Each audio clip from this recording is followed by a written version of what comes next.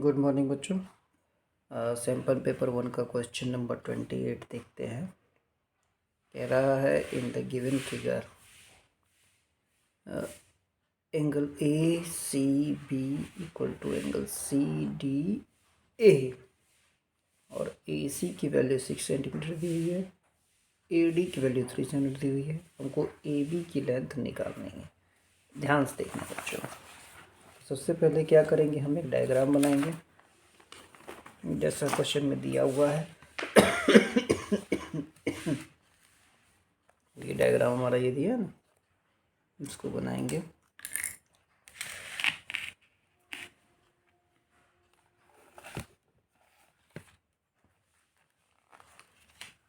ध्यान से देखेंगे। Question number 28।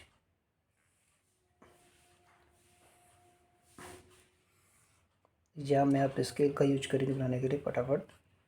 C A B और ये दिया है ए डी।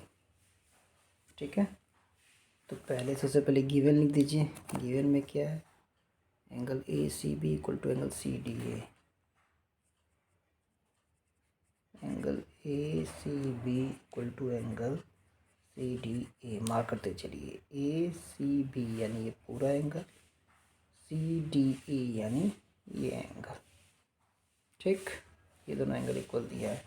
और क्या इक्वल दिया है, A C 6 centimetre, A D 3 centimetre. A C A D 3 centimetre. A C equal to,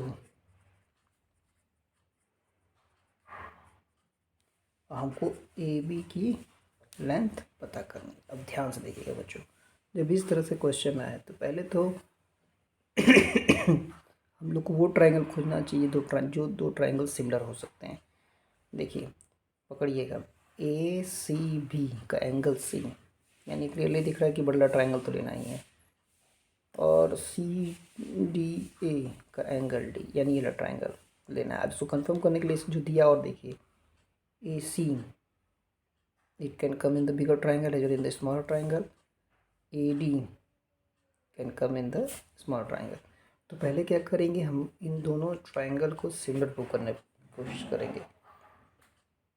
in triangle A C D and triangle A C B. एक चीज़ हमेशा याद रखिएगा बच्चों, जब भी सिमिलर प्रूव करना हो तो सबसे पहले एंगल खोजा करिए। देखिए ए सी डी में एंगल डी, तीन ही angle, angle A, angle C, angle D. इसका एंगल डी का रिलेशन दिया है, एंगल ए डी सी जो हमारा इक्वल है बड़े वाले ट्रायंगल के एंगल सी की इक्वल है, एंगल ए सी डी। चलिए एक एंगल मिल गया।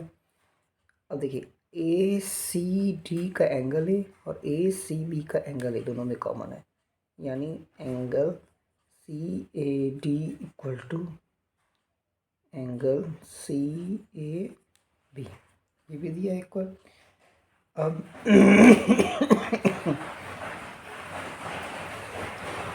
From A triangle A C D similar to, ये लिखते समय बहुत ध्यान देना है। ए सी डी का जो एंगल इक्वल है, इसका एंगल इसके एंगल ए के इक्वल था बड़े ट्रायंगल के ए, और इसका एंगल डी इसके एंगल सी के इक्वल था, तो लास्ट में आ जाएगा ए बी सी जैसे पोजीशन। ठीक है, अब हम लोग क्या करेंगे, therefore A C upon A B equal to C D upon B C equals to A D upon A C. A C upon A B, फिर C D upon B C, फिर A B upon A सी। अब देखिए ये और ये मेरे काम की चीज़ है, क्योंकि मुझे ए की इससे रिलेटेड वैल्यू चाहिए। तो A C upon A B equal to A D upon A C.